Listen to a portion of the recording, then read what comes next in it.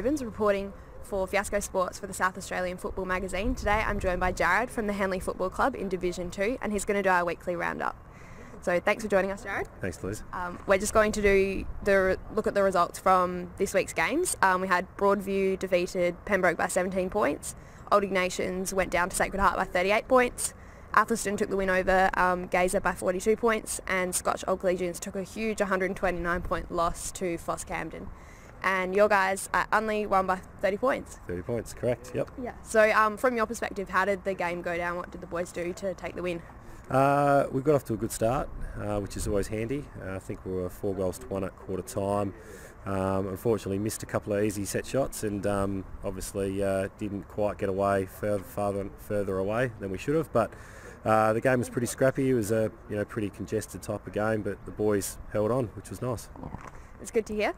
And so did you have any standout performers during the game? Any of the boys that sort of stood out to you?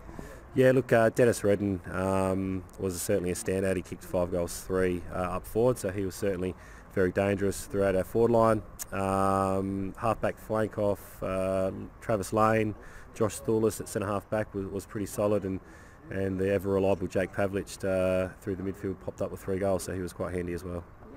And so you were saying that the game was a little bit scrappy. You've still come out with the win, but what do you think are the sort of one of the main things the boys need to work on going into next week?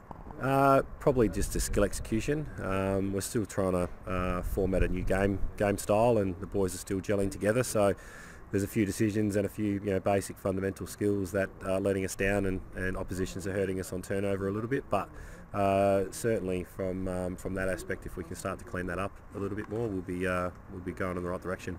And in terms of the structure of your team this year, is it mainly the same as last year? Have you got a couple new players, young guys coming through, or what does it look like? Got a couple of good young players coming through. Tom Tunig played his first game on the weekend after winning the B grade BNF last year. We've got a couple of ex-Henley players back.